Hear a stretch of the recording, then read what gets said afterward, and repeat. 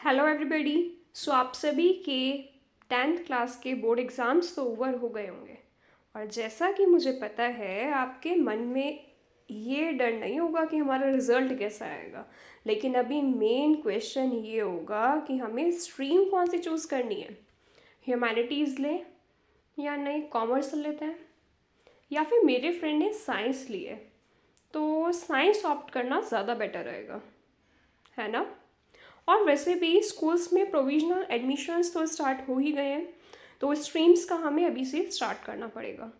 Result तो वैसे भी जून जुलाई में आने वाला है, तो उससे पहले स्ट्रीम्स तो अलॉट कर दी जाएंगी आपको स्कूल में। तो सभी के मन में ये क्वेश्चन चल रहा होगा कौन सी स्ट्रीम लें, क्योंकि बेहतर यही होगा अभी ही हम अपनी सही स्ट्रीम को चूज़ कर लें। मैंने बहुत बच्चों को देखा है वो हाफ ईयरली के बाद फिर अपनी स्ट्रीम चूज़ करते हैं, उससे कोई फ़ायदा नहीं है। आधे टाइम हम कोई और सब्जेक्ट पढ़ें फिर कोई और, उससे कोई फ़ायदा नहीं होगा। हमें पहले ही सोच समझ कर अपनी स्ट्रीम चूज़ करनी होगी, क्योंकि जो आज हमने ले ली 5-6 साल अगले हमें वही स्ट्रीम से आगे पढ़ाई अपनी कंटिन्यू करनी है और उसी से अपना करियर भी बनाना है ना। तो क्वेश्चन ये आता है अब इन स्ट्रीम कौन सी लें। तो आप में से काफ़ी लोगों ने चूज़ कर भी लिया होगा कि हमें यही स्ट्रीम लेनी है, और कुछ कर रहे होंगे और कुछ सोच रहे होंगे चलो साइंस ले लेते हैं, फिर थोड़ी देर बाद लगता है नहीं कॉमर्स ले लेते हैं, और फिर मन में आता है अरे साइंस ही बेटर है, या ह्यूमैनिटीज़ ऑप्ट करके देखते हैं। तो हम डिसाइड नहीं कर पा रहे हैं। तो किन बेसिस पर हम ये डिसाइड करें, उन क्वेश्चंस के आंसर के साथ हम आपके सामने ये वीडियो लेकर आए हैं। तो सबसे पहली चीज़ जो हमारी डिपेंड करती है कि हम कौन सी स्ट्रीम चूज़ करें वो है हमारा इंटरेस्ट। हमारा इंटरेस्ट किस सब्जेक्ट में है वो सबसे ज़्यादा मैटर करता है। मोस्ट इम्पॉर्टेंट फैक्टर जो है वो है इंटरेस्ट। जिस फील्ड में आपका इंटरेस्ट है आप वो सब्जेक्ट डिसाइड करें, चूज़ करें। और ये जो इंटरेस्ट का डिसीजन है ये इससे नहीं होगा कि हमारे मार्क्स किस चीज़ में ज़्यादा हैं। आपको जो पढ़ने में इंटरेस्टिंग लगता है, जो आपको डेप्थ में समझ में आता है, आप उसे ही ऑप्ट कीजिए।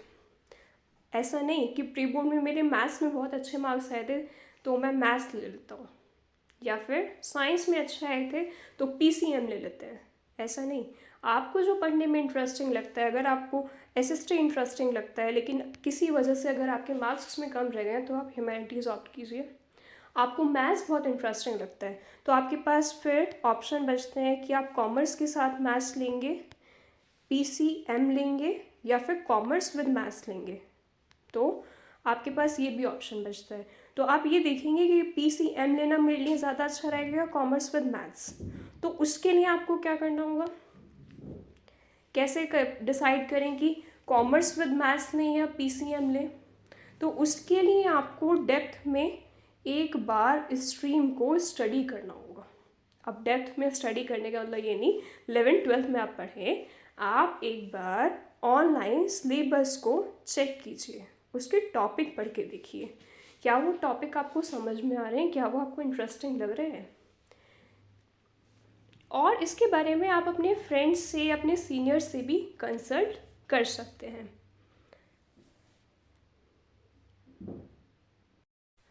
डेप्थ में सिलेबस को पढ़ने के लिए आप एक बार सारे टॉपिक्स पढ़ लीजिए। आपको जो उसमें से हार्ड लग रहा है उसकी आप वीडियो यूट्यूब पे सर्च कीजिए, आपको उसे सुन के देखिए, समझ कर देखिए आपको वो टॉपिक क्लियर हो पा रहा है या नहीं, है ना। आपको जैसे मान लीजिए ह्यूमैनिटीज़ में आपने ऑप्ट करा और उसमें आपको लग रहा है कि हाँ मुझे इकोनॉमिक्स तो बहुत आसानी से हो जाएगी, मुझे ज्योग्राफी भी अच्छी लगती है, लेकिन हिस्ट्री हिस्ट्री कैसे करें। तो आप हिस्ट्री का कोई टॉपिक उठा के देखिए, उसमें से उसकी वीडियो सुन के देखिए, आपको क्या वो समझ में आ रहा है, अच्छा लग रहा है। क्योंकि ये नहीं सोचिए हमने आज तक हिस्ट्री, ज्योग्राफी, सिविक्स तो पढ़ी है, आगे वही रहेगी, ऐसा नहीं है।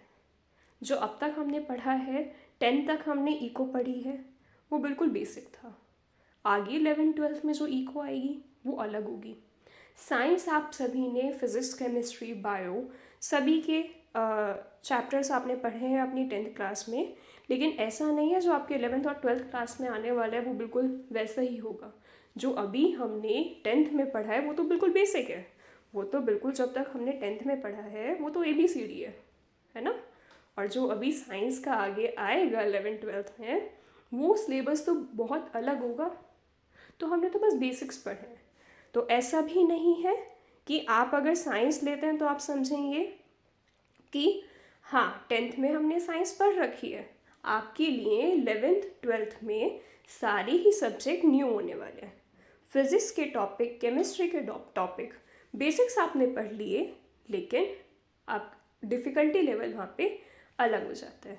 कॉमर्स में भी अगर आप इको का देखें तो इको आपने पढ़ी हुई है, SST में इको थी, लेकिन वो बिल्कुल बेसिक्स था। जो 11th-12th में इको आने वाली है उसमें जो होगा आपका सिलेबस डिफरेंट हो जाएगा, है ना। और फिर इको तो यहाँ पे मेन सब्जेक्ट हो गया। तो जो अब तक हमने पढ़ा है वो तो बिल्कुल ABCD पढ़ी है ना।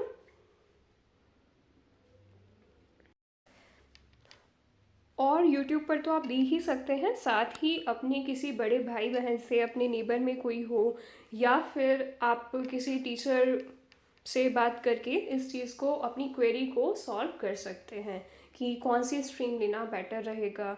जो उस सब्जेक्ट की टीचर हैं आप उनसे उस स्ट्रीम के बारे में पूछ सकते हैं, जिनके पास वो स्ट्रीम है, आपके नेबर में हो, आपके बड़े ब्रदर सिस्टर हो, तो आप उनसे उस सब्जेक्ट के बारे में थोड़ा सा नॉलेज ले सकते हैं, जिससे कि आपको पता चल जाए वो आपके इंटरेस्ट का है या नहीं।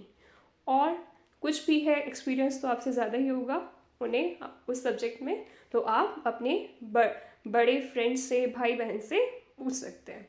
और साथ ही फिर आता है करियर ऑप्शन। आपको आगे क्या करियर चूज़ करना है, वो किस फील्ड का है, आप उसके हिसाब से अपना साइंस, कॉमर्स या ह्यूमैनिटीज़ जो आपको अच्छा लगे आप वो ले सकते हैं। अच्छा, एक और चीज़, आप सब्जेक्ट कॉम्बिनेशन अच्छा सा देखिएगा। मान लीजिए जैसे आपको कॉमर्स लेना है, तो कॉमर्स में मैथ्स दो तरह की है, अप्लाइड मैथ है और कोर मैथ है। तो वैसे तो अप्लाइड ही है कॉमर्स के लिए, लेकिन अगर आप कोर लेना चाहें तो आप उस चीज़ को ध्यान में रखेंगे कि आप एक बार पूरे सिलेबस को गो थ्रू कर लें। आपको कोर लेनी है या अप्लाइड लेनी है, आप आगे करना क्या चाहते हैं, उस हिसाब से आप सब्जेक्ट का सिलेक्शन कीजिए। इकोनॉमिक्स लेना है, इकोनॉमिक्स ह्यूमैनिटीज़ में भी है, कॉमर्स में भी है। आपको आगे क्या करना है उस हिसाब से आप लीजिए कि आपको ह्यूमैनिटीज़ लेना है या फिर कॉमर्स लेना है। और साथ में एक चीज़ का और हम ध्यान रखेंगे यहाँ पे, एक सब्जेक्ट के पीछे हमें नहीं जाना। मान लीजिए मेरा इंटरेस्ट बायोलॉजी में बहुत ज़्यादा है, तो मैंने बायोलॉजी की वजह से साइंस ऑप्ट कर ली, साइंस साइड ऑप्ट कर ली, मेडिकल फील्ड यानी कि PCB मैंने ऑप्ट कर लिया। लेकिन मुझे फिज़िक्स, केमिस्ट्री थोड़ा टफ लगता है, या मुझसे अभी 10th में ही लगता था कि भाई कैसे होगी, और अब तो लेवल और हाई हो जाता है। तो उस केस में बायो की वजह से, एक सब्जेक्ट की वजह से मेरे 2 सब्जेक्ट तो फंस गए। तो इस हिसाब से हमें सारे ही सब्जेक्ट पर फोकस करना है, एक सब्जेक्ट पे फोकस नहीं करना। अब थोड़ा सा एक बार सब्जेक्ट कॉम्बिनेशन को समझ लेते हैं। सब्जेक्ट्स हमें क्या क्या मिलेंगे। तो चॉइसेस ऑफ सब्जेक्ट स्ट्रीम के हिसाब से साइंस, कॉमर्स और ह्यूमैनिटीज़ है। साइंस में इंजीनियरिंग PCM या फिर मेडिकल PCB, और इन दोनों का ही कॉम्बिनेशन PCMB। अगर हम PCM की बात करें तो फिज़िक्स, केमिस्ट्री, मैथ्स, ये तो मेन सब्जेक्ट हो गए। इसमें एक आपको लैंग्वेज का सब्जेक्ट रहेगा, ये तो स्ट्रीम की कंपलसरी सब्जेक्ट है, इंग्लिश, और साथ में आप कोई सा भी ऑप्शनल सब्जेक्ट ले सकते हैं। अच्छा, अभी हम ऑप्शनल सब्जेक्ट की भी बात करेंगे, पहले एक बार ये चॉइसेस समझ लेते हैं। फिर आती है PCB की बात। तो PC में फिज़िक्स, केमिस्ट्री, बायो, इंग्लिश, ये तो आपके 4 सब्जेक्ट होंगे ही होंगे, और साथ में आप ऑप्शनल सब्जेक्ट के हिसाब से सब्जेक्ट चूज़ कर सकते हैं। फिर आता है PCMB, यानी कि यहाँ पे हम फिज़िक्स, केमिस्ट्री, बायो और साथ में मैथ्स भी ले सकते हैं। तो उससे क्या होता है, एक सेफ साइड हो जाती है ना। तो PCMB, तो 4 हमारे ये सब्जेक्ट रहेंगे और साथ में इंग्लिश रहेगा, तो 5 सब्जेक्ट्स हो गए। उसमें भी अगर आप कोई ऑप्शनल लेना चाहें तो ले सकते हैं, 6 सब्जेक्ट्स वही हो गया, एडिशनल में आ जाएंगे। फिर आते हैं कॉमर्स स्ट्रीम पर। तो कॉमर्स स्ट्रीम में विद मैथ्स और विदाउट मैथ्स होगा। कॉमर्स के मेन 3 सब्जेक्ट हैं, अकाउंटेंसी, बिजनेस और इको। तो अगर आप कॉमर्स विद मैथ्स लेते हैं तो 3 सब्जेक्ट तो यही वाले, और साथ में मैथ्स। मैथ्स आप यहाँ पे कोर भी ले सकते हैं, अप्लाइड भी ले सकते हैं। वैसे अप्लाइड मैथ्स कॉमर्स के साथ ज़्यादा सही कॉम्बिनेशन रहता है इसका, है ना। और ये 4 सब्जेक्ट हो जाते हैं आपके। फिर एक इंग्लिश हो गया, 5 सब्जेक्ट हो गए। इसमें अगर आप एक एडिशन लेना चाहें तो आप ले सकते हैं ऑप्शनल में से। फिर आता है कॉमर्स विदाउट मैथ्स। तो इसमें 3 सब्जेक्ट कॉमर्स के, अकाउंटेंसी, बिजनेस, इको और साथ में इंग्लिश, और एक कोई सा भी आप ऑप्शनल चूज़ कर लीजिए।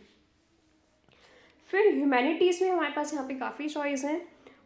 पॉलिटिकल साइंस है, हिस्ट्री है, ज्योग्राफी है, इकोनॉमिक्स, साइकोलॉजी। तो इसमें से आप कोई से भी 3 सब्जेक्ट का कॉम्बिनेशन अपने हिसाब से चूज़ कर सकते हैं। ये स्कूल टू स्कूल डिपेंड होता है वहाँ पे कौन सा सब्जेक्ट अवेलेबल है, वो कौन सा कॉम्बिनेशन देंगे।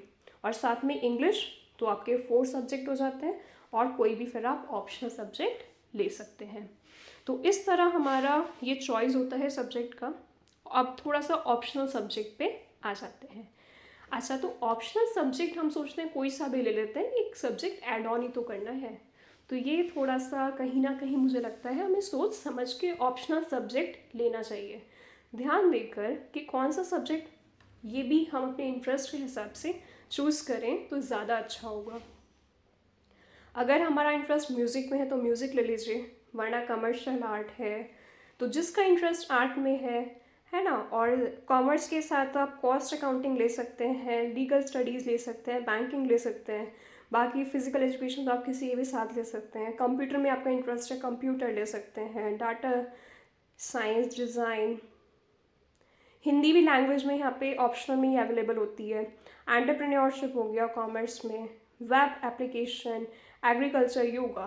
तो बहुत सारे ऑप्शनल के सब्जेक्ट होते हैं। ये स्कूल टू स्कूल डिफरेंट होते हैं, आप अपने इंटरेस्ट के हिसाब से इसे ले सकते हैं। तो अब बात आती है कि ठीक है लेना तो है, लेकिन लेना क्या है, किस तरह कॉम्बिनेशन बनाना है, वो भी समझ आ गया। लेकिन हम लें क्या, क्योंकि जो आज ले लिया वो तो हमें क्या है 4 से 5 साल 6 साल वही चीज़ पढ़नी है। 2 साल 11th-12th के वो भी पढ़ने हैं। उसके बाद भी जो हम ग्रेजुएशन करेंगे, पोस्ट ग्रेजुएशन करेंगे, उसी फील्ड में करेंगे। हाँ, हम आगे भी अपने सब्जेक्ट को चेंज कर सकते हैं, लेकिन उससे कोई फ़ायदा नहीं है। पहले से ही सही समझ के हम आगे उसी लाइन में बढ़ें, वो ज़्यादा बेहतर रहेगा। तो उसके लिए आप क्या कर सकते हैं वो देखिए।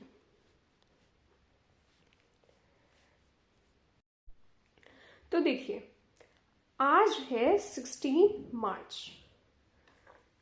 ज़्यादा से ज़्यादा 1 अप्रैल या फिर उससे पहले अगर आपके स्कूल में जब भी चॉइस की फॉर्म भरे जाएंगे, लेकिन इतना टाइम तो आपके पास है, 16 to 1 अप्रैल आपके पास टाइम है। तो ये टाइम मिनिमम 10-12 डेज तो आप निकाल सकते हैं, बीच में फेस्टिवल भी, ठीक है। तो इन टाइम में आप पूरी तरह से फ्री हैं, बोर्ड के एग्ज़ाम्स वगैरह हो चुके हैं। तो आप क्या कीजिए, जो भी आपको स्ट्रीम अच्छी लगे, जो भी आपको लगे, मान लीजिए आपको लग रहा है मैं कॉमर्स या ह्यूमैनिटीज़ में से कोई लूँ, तो आप क्या कीजिए, कॉमर्स के जो भी सब्जेक्ट आपको लगता है कि ये मुझे टफ लगेगा, या ये मुझे पहले टफ वाले देखिए। आपको लगता है कि बिजनेस स्टडीज़ मुझे टफ लग रहा है, तो आप उसके कोई से भी 2 या 3 टॉपिक यूट्यूब पे सुनकर देखिए। अगले दिन आप ह्यूमैनिटीज़ में से आपको लगता है कि मुझे यहाँ पे पॉलिटिकल साइंस टफ लग रहा है, तो पॉलिटिकल साइंस के 2 टॉपिक, एटलीस्ट 2 टॉपिक सुनकर देखिए। आपको जो ज़्यादा इंटरेस्टिंग लगे आप उसे ऑप्ट कर दीजिए। सेम आप ऐसे कर सकते हैं, आपको कोई लगे कि ये सब्जेक्ट मुझे इजी लग रहा है, मान लीजिए आपको कॉमर्स में सबसे अच्छा लग रहा है अकाउंट, आप चाहते हैं मुझे तो अकाउंट पढ़ना है, ठीक है।